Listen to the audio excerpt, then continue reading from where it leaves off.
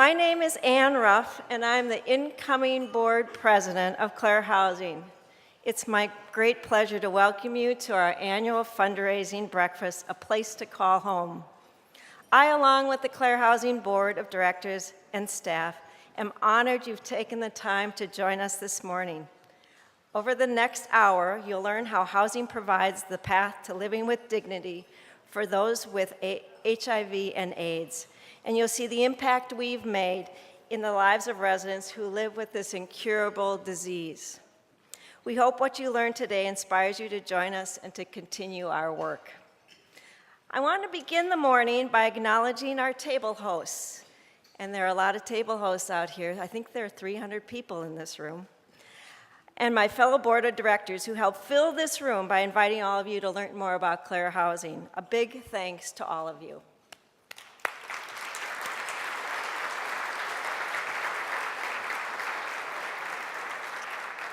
As many of you know, Clare Housing has gone through a recent leadership transition, and in a short while, you will be hearing from our new executive director, Chuck Peterson.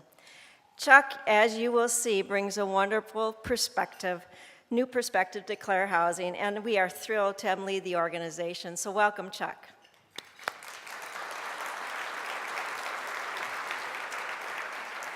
At this time, I'd like to acknowledge and thank our elected officials who are with us today. Their support at state, county, and city levels have been incredibly important to us.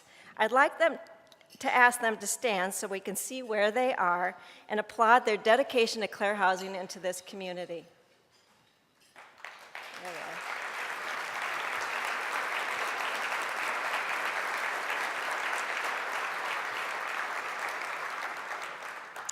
But really, I'd like to express a great gratitude for our generous sponsors who are underwriting this morning's breakfast. Representatives of those businesses are here this morning, and I'll ask you to stand as I list your company's name and ask you to please keep standing. Not a time to be humble. Please hold your applause to the end, though, as our thanks go out to Geratom Medical. There they are. Frericks Construction, I think are over in, where are they? Frericks, there they are. Mahoney, Albrecht, Christensen, Russ, folks from there. And Bremer Bank, and UCare. Now you can applause.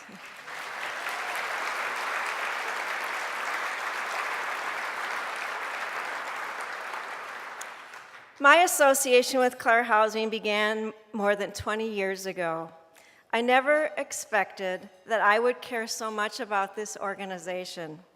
My journey began out of my own grief and helplessness following the death of my husband's best friend, Guy, who died from AIDS in 1989.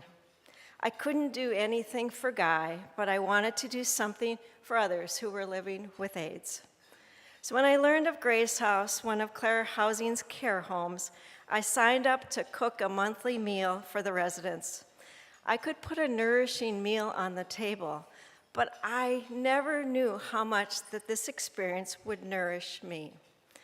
I never had a bad day at Grace House, and I never imagined that those monthly meals would stretch out over 17 years. 4 years ago, I hung up my apron and traded a chair at the dining room table for a seat on the board of Clare Housing. I continue to be nourished by the mission, and I'm honored to play a role in providing affordable housing, supportive services, and compassionate care for HIV-positive individuals and their families. Now it is my pleasure to introduce very special guests today, Brittany Delaney and T. Michael Rambo, to come to the stage.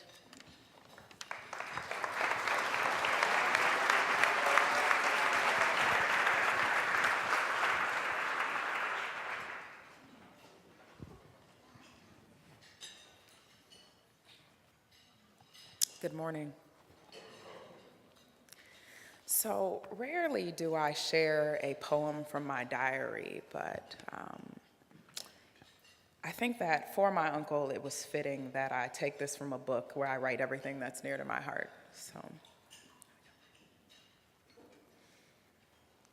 I have one photo of you, It lies just beneath a stack of diaries I've kept since 7, wilted, creased, slightly torn, and faded around your eyes, but the pride in your raised chest could not be destroyed by the aging of this sepia-trapped memory. You are only a whisper in our home now.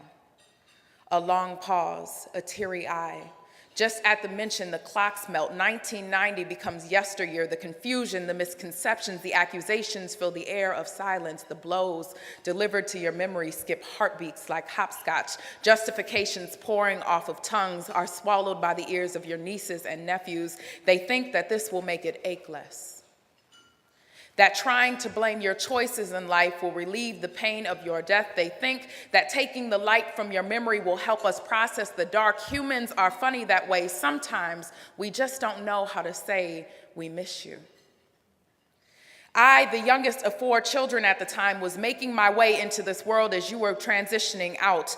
We were merely passing light somewhere between the earth and the palm of God. I couldn't see your face. It was lost and wilted, creased, slightly torn photo, faded around your eyes, but I could have sworn I touched the pride in your raised chest and felt your heartbeat tap against my fingertips. Uncle, connoisseur of bell-bottoms, never latched more than 4 buttons on a flannel, Afro picked to Marvin Gaye standard, maple brown skin on golden bones, smile that made oceans turn green with envy of its depth, chest forward, bounce in step. They can't take the love from your memory, can't strip the dignity from the fabric of your soul. I refuse to allow every start of your 40+ years of days, every life that you touched, every trial, error, struggle, and accomplishment that you had to be outshined by statements like, he had AIDS. AIDS does not take credit for the tears collected in the corners of the eyes of those who love you, can't lay claim to the fits of laughter that ring melodiously through the dance of your memory lane, couldn't fit between the spaces of those 4 levels, those 4 letters. The only 2 consonants and vowels that can come together to describe your sound are L-O-V-E. In every picture owned in this family, your head is up. You were always aligned with the clouds, and now you are with them. Your light was too bright for this earth. You belonged amongst the sun, a star amongst trees. You created a moment between every inhale, exhale. Your essence cannot be contained by flesh, so you grew wings. I will replace the thick of the silence with new words, with love, with pride, with dignity, because you were far too gorgeous, too fabulous, too incandescent to be spoken of in anything other than loving memories. Sometimes God longs to have his angels back, and yes, you struggled, as do all birds in cages. Homo sapien skin can be limiting to a free spirit, but your scars could not tarnish you. They were too busy customizing the beauty of your character. When people ask how you died, I will tell them how you lived. When they ask what you had, I will tell them about your love. When they turn their noses up, I will tell them to open their eyes while they're at it so they can see you in the sky. I will replace the thick of the silence with new words, because you were far too gorgeous, too fabulous, too incandescent to be spoken of anything other than loving memory. Thank you.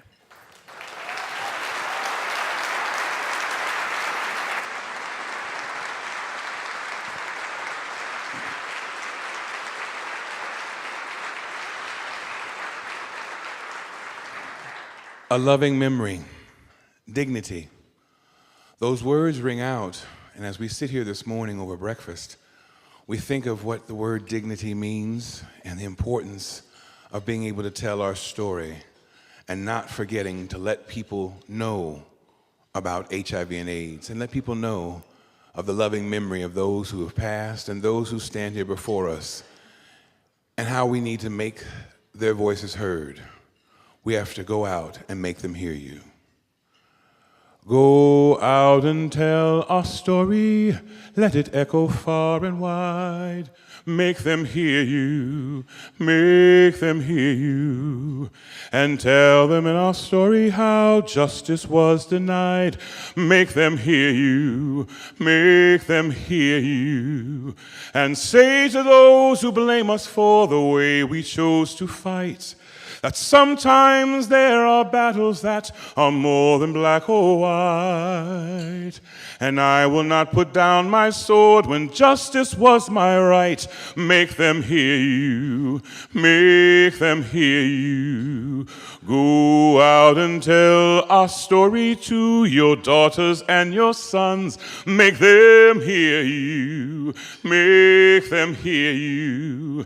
And tell them in our struggles we were not the only ones. Make them hear you, make them hear you. Your sword can be your sermon or the power of the pen. Teach every child to raise her voice, and then, my brothers, then will justice be demanded by 10 million righteous men. Make them hear you. When they hear you, I'll be near you again.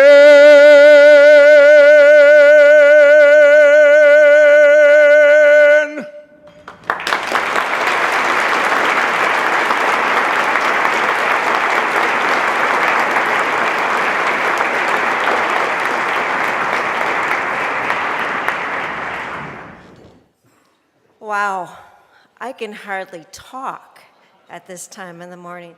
Those were just beautiful performances, but thank you so much, Brittany and T. Michael. Well, we promised you breakfast, so take a few minutes to finish it up and continue your conversations that you're having at your tables. While you're chewing and talking, though, some residents and volunteers will be handing out buttons. I have mine on here, buttons to remind us of the part we can play in helping people who are living with HIV and AIDS get off the streets, out of shelters, and get the medical care they need to live healthy and dignified lives. Please wear your button today and as a reminder of how we can help provide residents of Clare Housing a path to living with dignity. So eat up. Good morning. My name is Chuck Peterson, and I want to personally thank you all for joining us this morning. It's an honor for me to stand here today as Clare Housing's new executive director, an organization that I've held close to my heart since the mid-1990s when I served as executive director of Grace House. It's wonderful to see so many of the faces that stood with us in the early days of this epidemic. I'm proud of our history, and I'm deeply humbled to follow in the footsteps of those who have come, who have led this fight, and had the bold vision to build the organization you see today. Who would have imagined in 2013 we would affirm and legalize same-sex marriage?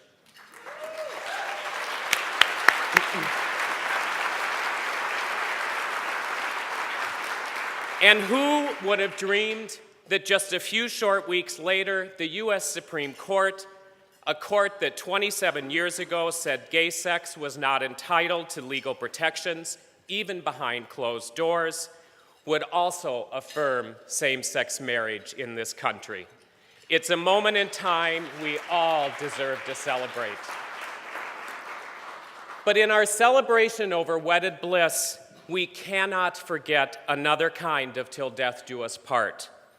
The bonds that tied us together as a community across social status, race, and generations. The bonds that helped us fight HIV and AIDS in its darkest days. The same bonds that built and remain the foundation of Clare Housing today.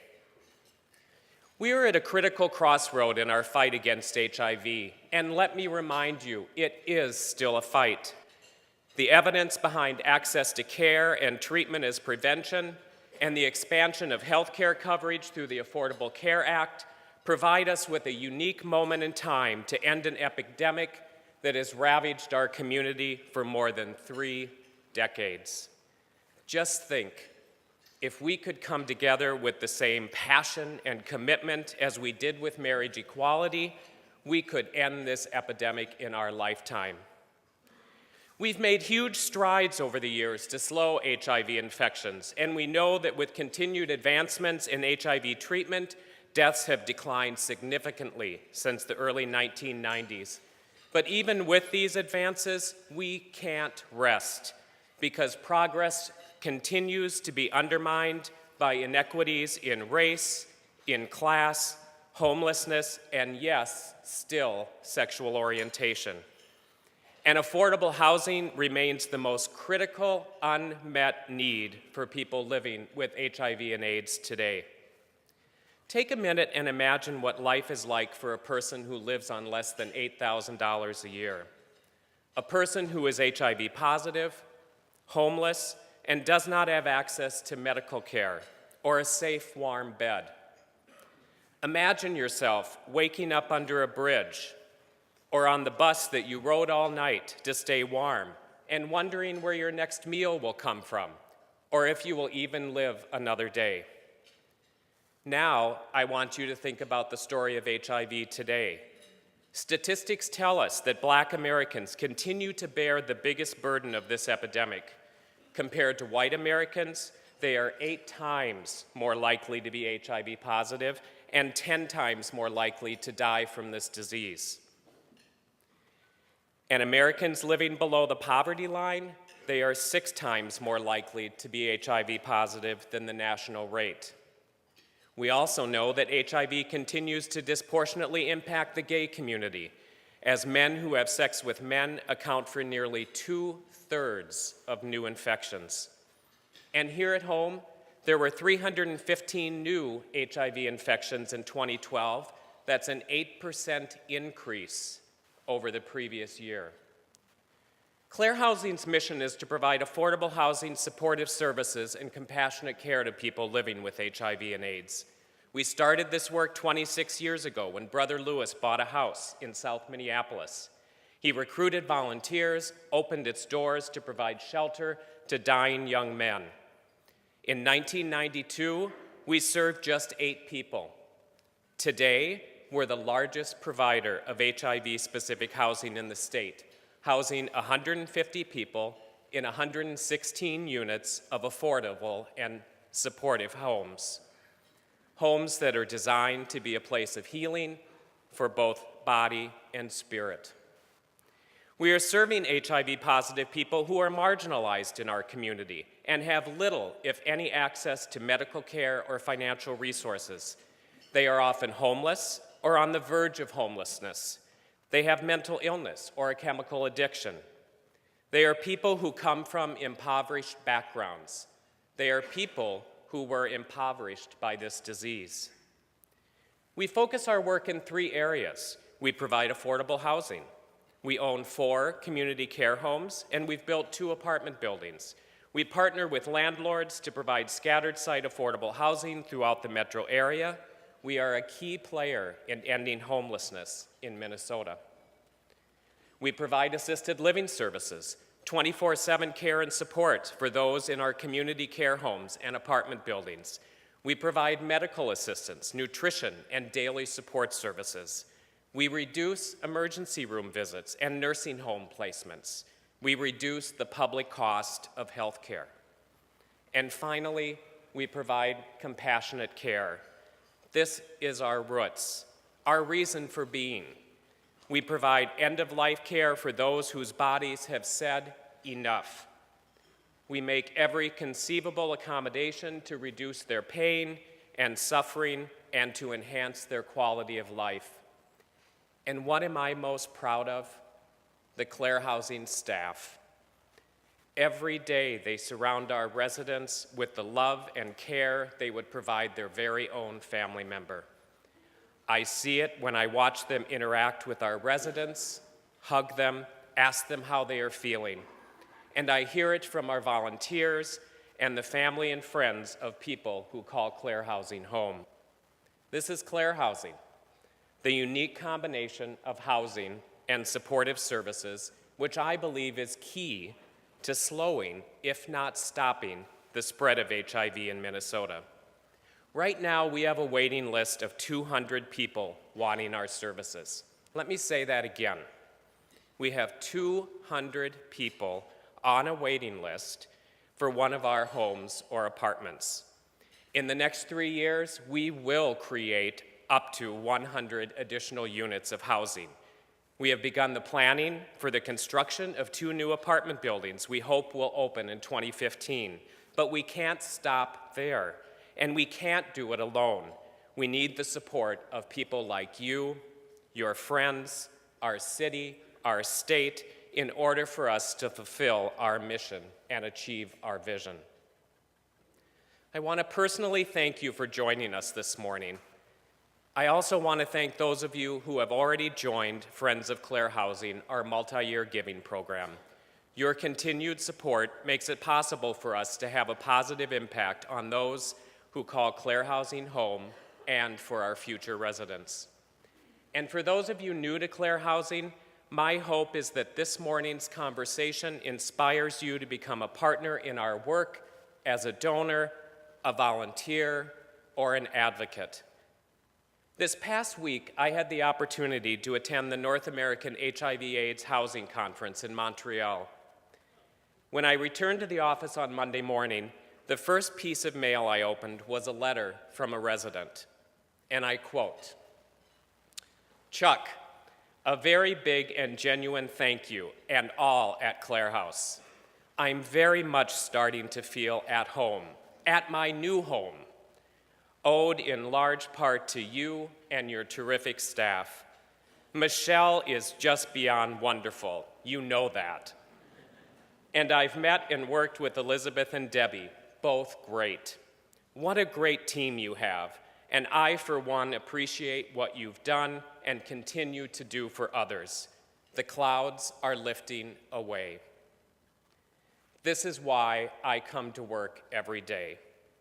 This is why I so passionately believe in the mission of Clare Housing and our belief that everyone, regardless of race, social status, or sexual orientation, deserves a place that they can call home. So I invite you to join me, join us in making the difference in the life of one person living with HIV and AIDS in Minnesota. Now, I'd like you to hear the voices of Clare Housing.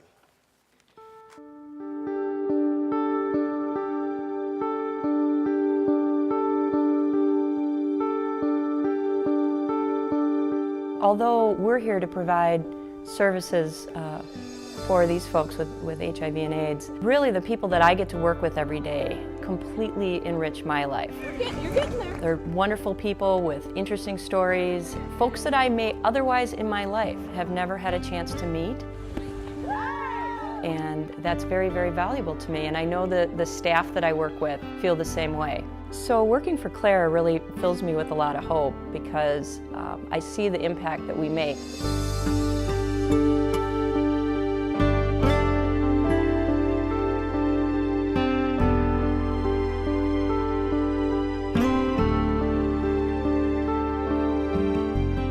I had a partner for 26 years. His name was Dennis Miller.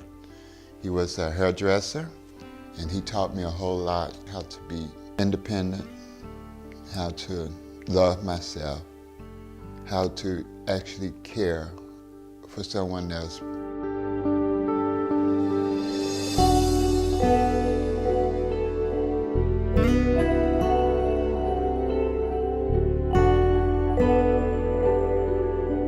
It was hard because it was like I didn't have anybody.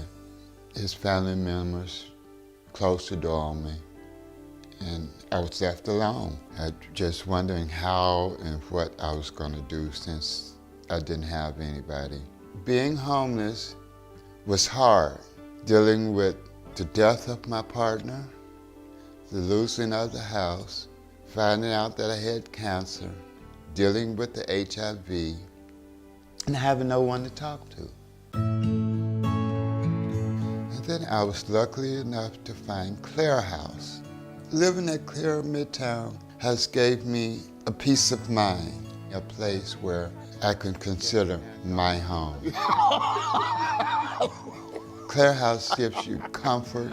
They got kind of like a family feeling around here. Do you have any nausea or anything when you take your medicine? You know, the staff at Clare House is very considerate. They accept you as you are, and that's a great comfort. I don't have to worry about my living situation. All I need to worry about is getting better. Thank you, hon. You know I always give love. Although I have all these worries, but they don't seem as heavy as they were before.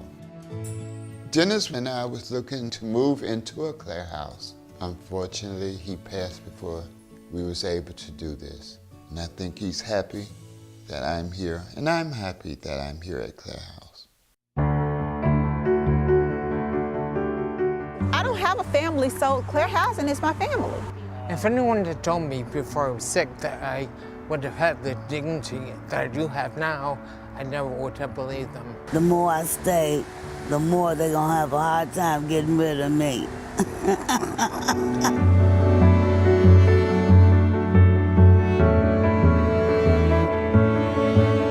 I got out of the Marine Corps in 1992.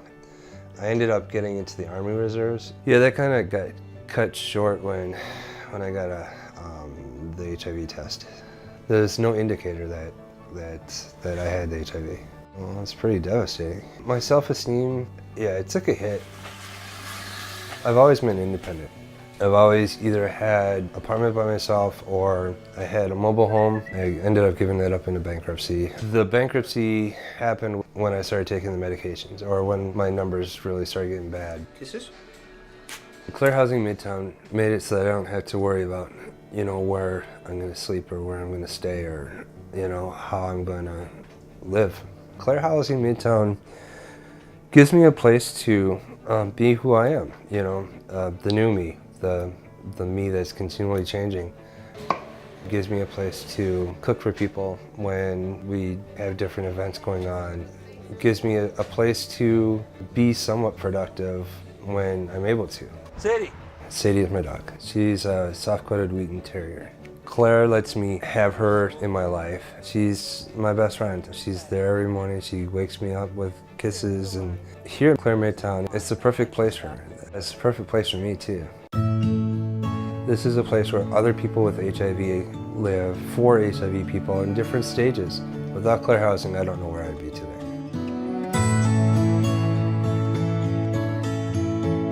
Clare Housing is like my second family. I like being at Clare Housing. Clare Housing provides me with dignity and everything I want.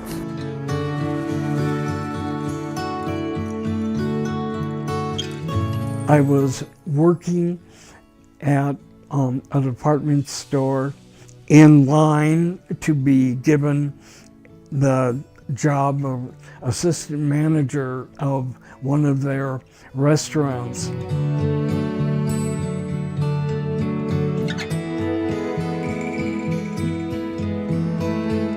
One of the cooks refused to cook whenever I would be working.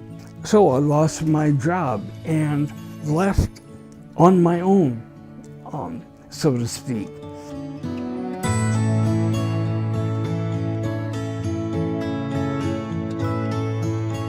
Coming to Grace House was very important. I needed to realize that I needed assisted living where I could be who I am.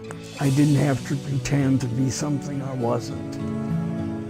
I had a partner whose name was Randy, and he lived at Grace House for 5-6 years, and he died here in this house. He is remembered by flowers in our garden with a stone with his name on it. That is one of the major reasons why I am here now, because the memory is so close for me. Hi. Everything that Grace Housing is doing for me is in turn being done to my family, making them realize that there is a safe place for their brother, that my needs are being met.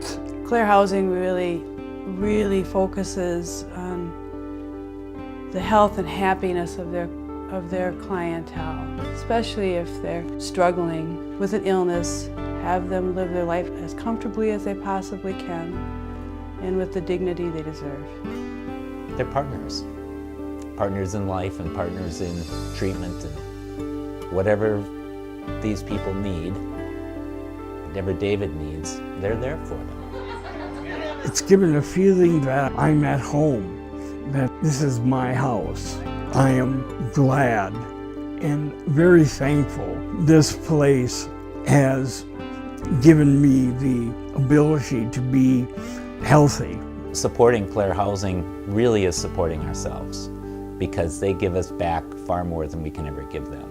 He was sick and alone, and having him at Clare Housing and at Grace House, he's opened up and become the brother that I know and love. And I missed him, and now he's back.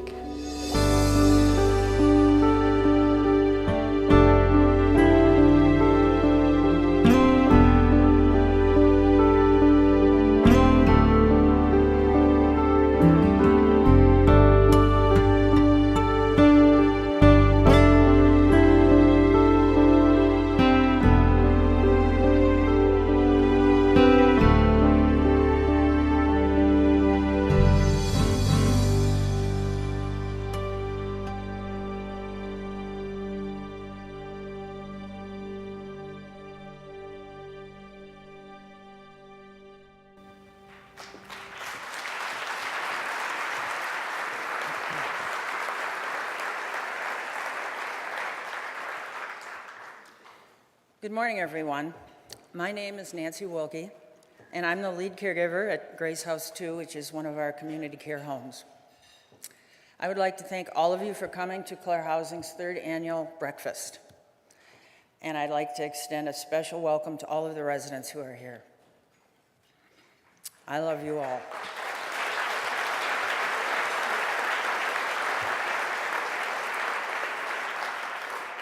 Because I felt called to serve people with HIV and AIDS, as of yesterday, I have been caregiving here for 22 years.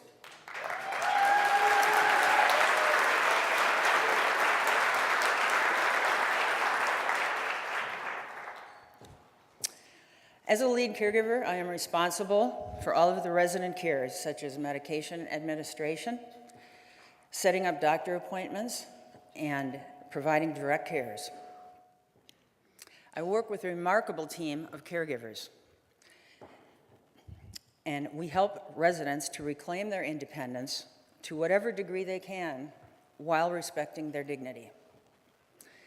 One of my favorite parts of the day is having dinner with the residents and enjoying the delicious meals that our volunteer cooks bring to share. One of our amazing volunteers is here this morning, and she would like to share her story. Jane St. Anthony first became involved at Grace House 1 when her brother Paul was a resident in 1995. And this is a beautiful photograph of him with his cat, Ari. After Paul passed away, she began cooking first with her mother, Jane Sr., and then with her husband, Louis. It is my privilege, truly my privilege, to work for Clare Housing, and a very special privilege to introduce to you Jane St. Anthony.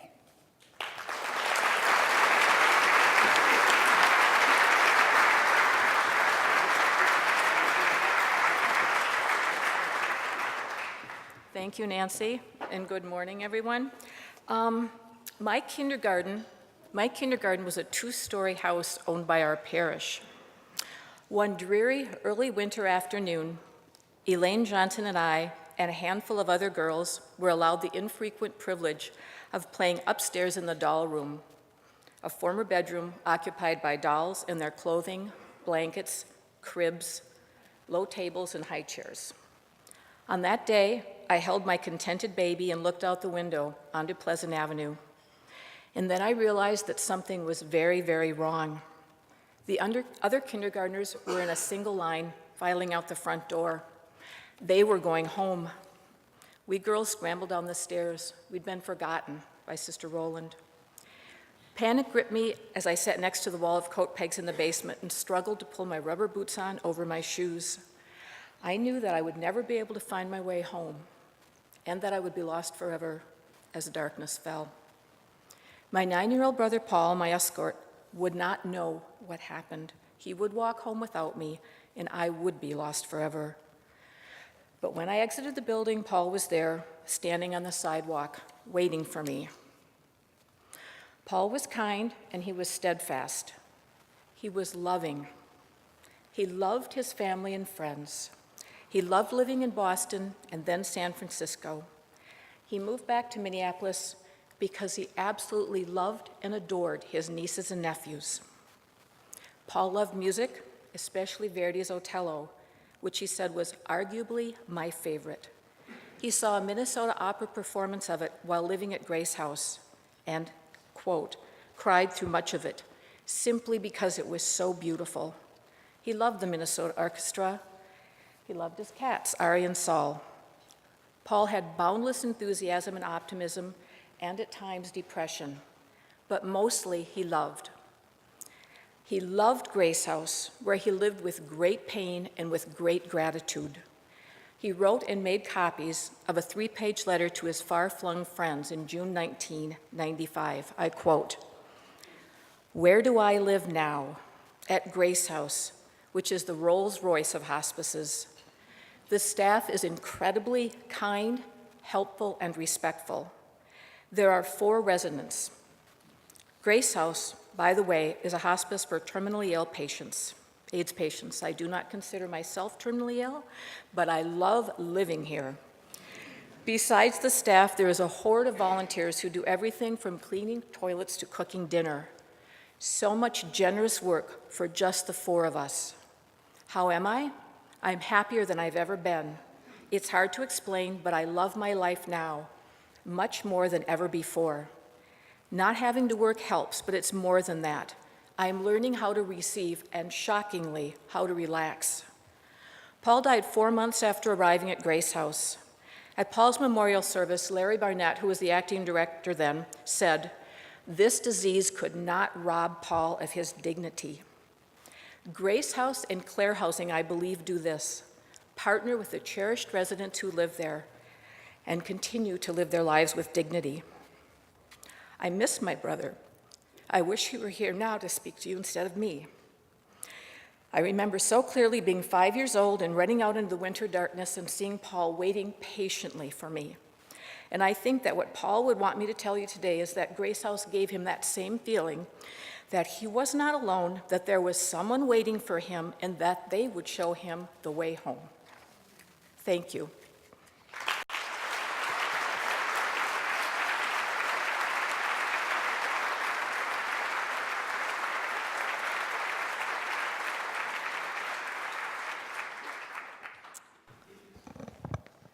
Well, thank you, Jane, for sharing your brother's beautiful story with us. You really captured what Clare Housing means to the residents and their families and how we provide dignity to people living with HIV and AIDS. Good morning. I'm Jody Pritchard, and I've been a volunteer with Clare Housing for 15 years and served on the board for 8 of those years. But these days, I'm a cook at Grace House. I've been involved for so long because Clare Housing really is different than my other volunteering activities, especially in what I do as a cook. On the first Thursday of every month, I gather up a home-cooked meal, my dog, Cora, and we head over to Grace House and gather around the dining room table like a family. I aim to create memories, connections, and love by sharing that meal in the company of a good dog. As we wind down, we start to talk about what to have the next month. Last year, one of the guys who was Puerto Rican said he'd been craving flan. So I made flan for 3 months in a row. And last month, one of the staff told me that another resident said he'd love to see some soul food on the table. So tomorrow, I'm making ribs and collard greens for the first time in my life. For me, thank you. Thank you. Dinner is at 6. For me, it's all about the residents and bringing food that they really want to eat. Imagine living with an incurable disease and not always feeling so great. But now imagine being able to plan a home-cooked meal with a volunteer who really cares. That conversation about what to make is a way for me to bring dignity and respect to the residents' lives. I love cooking for Clare Housing, but really, I love cooking for Scott, David, Tyrone, and Roberto. It's really like a family night for me, and the first Thursday is my favorite day of the month. Not only am I a volunteer cook, but I continue to be a strong supporter of and contributor to this important organization. It is such an honor for me to support Chuck Peterson and his wonderful staff and the amazing work they do by caring for the residents at Clare Housing. When you came here today, most of you did not know exactly what we were going to be asking for in terms of your financial support. You probably came because a friend asked you to, or you were already familiar with Clare Housing. I believe that supporting Clare Housing is an important investment for people living with HIV and AIDS in our community. Clare Housing is a place where people are accepted and not judged and can feel safe in a caring environment. It's my privilege to ask you to make a financial investment to support Clare Housing's mission. This is not just an investment in Clare Housing, but an investment in our community. To build a stronger foundation for expanding Clare Housing's affordable housing and supportive services programs, today we welcome you to be a member of the Friends of Clare Housing Circle. As you look around the table, you'll see a red star on the name tag of those who have already made a gift to the Friends of Clare Housing. If you have been inspired by what you've seen this morning, I ask you to consider joining me this morning as a member of our Friends of Clare Housing Circle. Today's goal is to raise $200,000 for Clare Housing. I am pleased to announce that we have already raised $48,000 in leadership gifts from several donors, and this will go a long way to help us achieve our goal that every person living with HIV and AIDS has an affordable home and the care they need right here in the Twin Cities. We are also extremely delighted to announce that for this morning, we have received a challenge grant from the Berry Foundation and an individual donor. This challenge opportunity will match new and increased gifts for up to $25,000 today. We thank the Berry family and their board of directors and an anonymous donor for their gracious support of Clare Housing. Some of you who are here today attended this event in the past and pledged your support. We sincerely thank you. We would ask that you consider paying off your pledge early or increasing the amount of your pledge. As I go through the levels of giving in our Friends of Clare Housing Society, please note that there is a special section on the back of the card just for you. Now, I'd like to ask the table host to please pass out the pledge cards.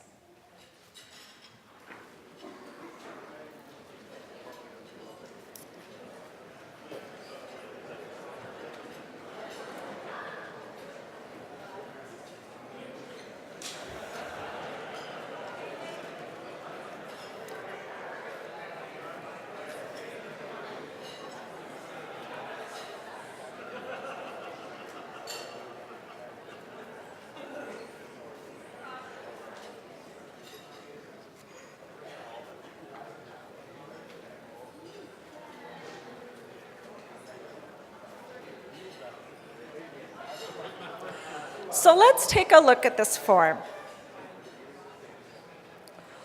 Starting at the top of the card, these levels are meant to give you a sense of what your contribution can do to support Clare Housing. The first giving level is the caring level. It is a pledge of $1,000 each year for the next 5 years, which is approximately $83 a month. Your gift will help provide the day-to-day need to support staff in providing the best care for the residents at Clare Housing. These caregivers work to make sure the residents are nourished, that they are taking their medication, seeing their doctors, and working towards regaining their independence. David, Sam, and Mike, whom you met in the video, are among the many residents who receive these amazing services at Clare Housing. The next giving level is the supporting level, a pledge of $5,000 a year for the next 5 years. By joining at this level, you would be contributing to Clare Housing's supportive services program for residents like Sam and David, who each day depend on assistance from the staff for nursing care, medication administration, and help in building independent living skills. The last level is the building level, a pledge of $10,000 a year for the next 5 years. At this level, you support Clare Housing's goal to develop and create 100 more units of affordable and stable housing in the next 3 years. As Chuck mentioned, Clare Housing's vision is that every person living with HIV and AIDS in Minnesota has the opportunity to have a home. Your support at the building level will create the foundation of making Clare Housing's vision of an affordable home for each person living with HIV and AIDS a reality. Although I started by introducing the Friends of Clare Housing, we know and respect that you may prefer to give at a different level, and we welcome your support and provided the next line just for you. On this line, please tell us how much you would like to give and for how many years. We hope you will consider making a gift each year for the next 5 years and be a part of the Sustainable Funding Program. I'd also like to bring the other check boxes to your attention. Perhaps you have stock that you'd like to donate, or your company will match your gifts. Or you have some great ideas for us. If so, please check the corresponding box. If you are joining me today as a member of the Friends of Clare Housing, or at any amount, you are helping us to continue to build homes, help people who live with an incurable disease, and create a caring environment in our community. We truly appreciate whatever level of support you can provide, and we ask that you make the first payment of your pledge today by filling out the form before you leave. A reminder again, for those of you who have pledged in the past, there's a special section on the back of the card for you. I know that many of you are still writing, but if I could have your attention back here for just a moment. Whatever gift you have chosen to make today, whether you have become a member of the Friends of Clare Housing, made a gift at a different level, or have ideas that you want to share later, we sincerely thank each and every one of you on behalf of all the residents we serve at Clare Housing. And we thank all of you for the most important gift that you gave today, the gift of your valuable time. We truly appreciate your taking time out of your busy schedules to be here with us this morning and learn more about Clare Housing. When you're finished, just please pass your envelopes back to your table host. And once again, thank you so much for being here today. And now I will turn the program back to Ann to wrap up.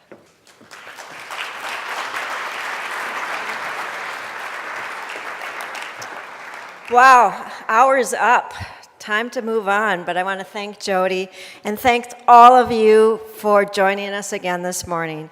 I'd also like to thank our many volunteers and residents who are with us, and thank to all of you who are in the video today and who came on stage to bravely tell your stories. On the back of your program, the programs are on the table, you'll find dates and details on Clare Housing's upcoming Journey Home sessions. In just 1 hour, you will see how housing and services improve the quality of life for people living with HIV and AIDS.